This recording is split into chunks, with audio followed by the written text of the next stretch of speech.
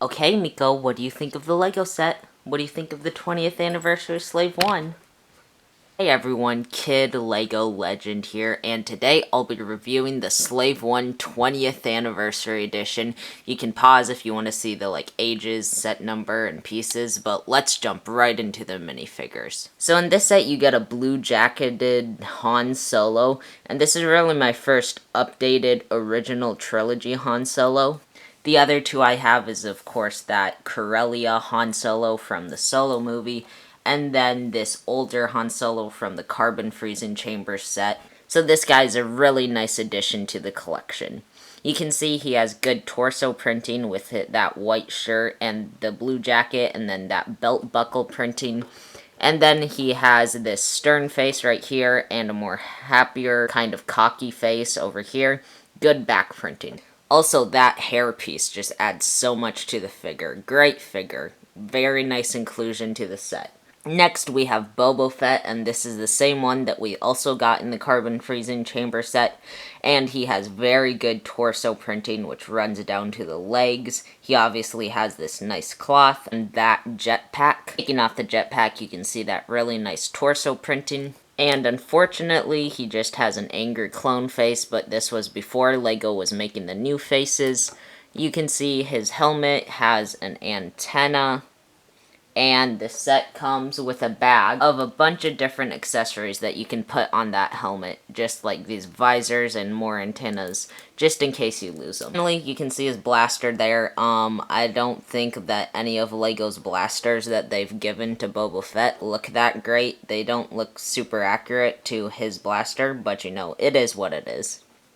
Finally, before moving on, I just wanted to compare him to the Boba Fett that came in the Carbon Freezing Chamber, and the T-visor on his helmet is printed just a little bit differently. This one is more pointed on the edges here, while that one is more of a square shape on the edges. Next, we have Forlom. I think that's how you pronounce his name. He has very good torso and leg printing, and I love this unique molded head up here. I love it when LEGO makes unique pieces for minifigures, and you can see he has very good back printing and one of those longer sniper rifles, I'll call them. He was one of the bounty hunters on the Star Destroyer in Episode 5. We have Zuckuss, and he also has a unique molded head, which is really great. And you can see the back printing here goes down to the skirt, and the torso and skirt printing looks amazing.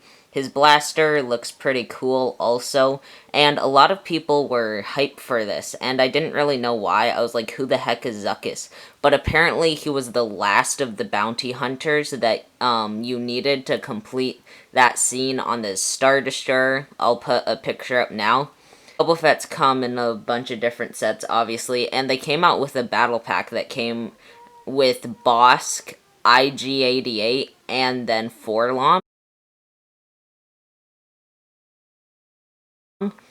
And then if you had Boba Fett, you just needed this guy to complete the whole, I don't know, what is it, 5-6 bounty hunters on there? So now I understand why he was hype. Lastly, we have the exclusive Princess Leia, who has this print in the back. I have different feelings on this print. I think it's okay. I think it's kind of cool. But I can see how people could have been annoyed to take away the authenticity of this set, how it wasn't an exact replica. But she's got the nice older blaster, and it's just really nice to see how one of the older figures looked. Of course, you have this stand that says Princess Leia and the 20 years of Star Wars, and you can put her on there, and then you have the connector for other stands. Oh, and lastly, you get a Han Solo and Carbonite. You can obviously put your figure in there, but, same old, same old. Now, moving on, we have the Slave One itself. Starting at the bottom, you have rotating turrets that can move. And then you can see all the detail just moving up to the top. Flipping it downwards, you can see the cargo bay where you can store your Han Solo and Carbonite and keep him there nice and secure. And moving it around, you can see just how much detail is on this. Even though it's not even a UCS set, LEGO really took their time to design this one. You can just see the top here. And moving on to the back here, you can see the engines and the handle and just the detail and how I'm standing it up, which is probably not the safest way to stand up your Slave 1. But you can see the handle that sticks outward and how it just goes completely on the back so perfectly. The handle is just an amazing thing to include. I love it. And it's really fun to swish around.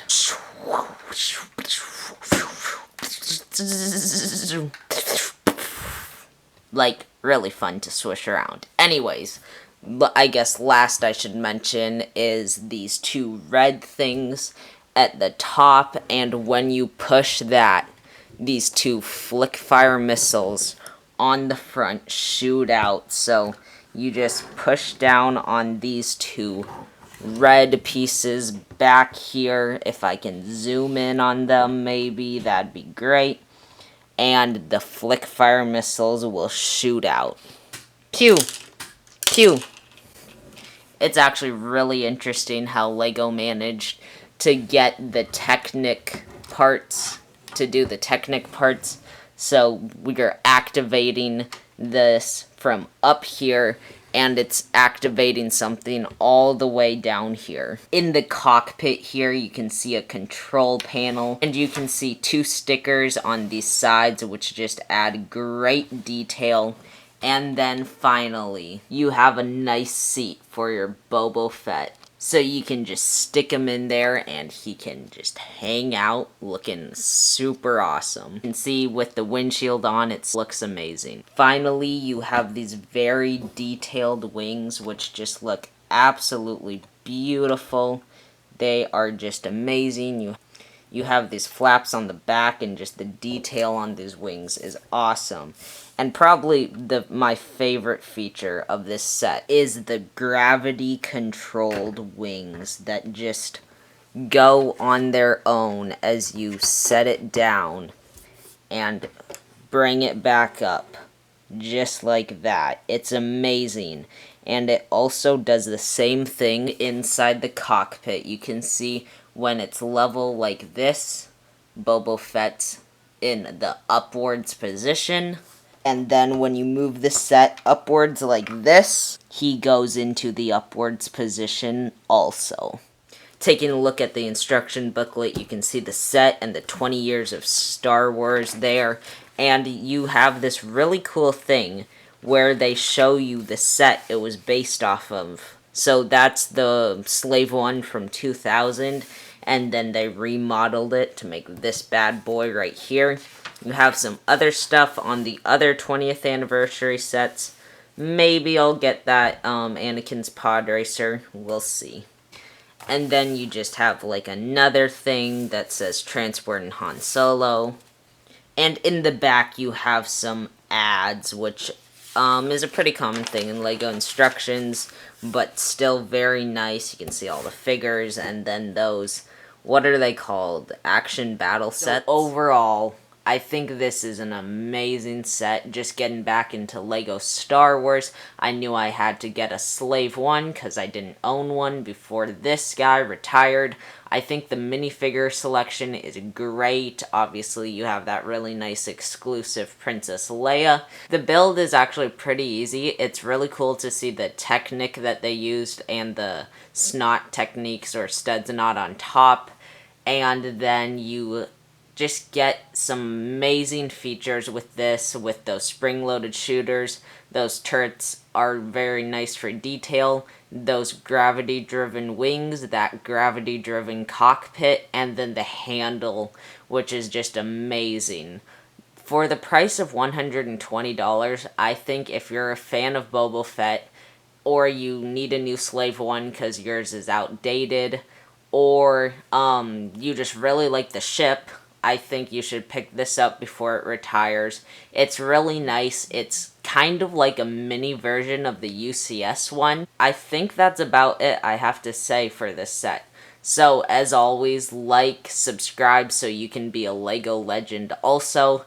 and I'll see you guys in the next video.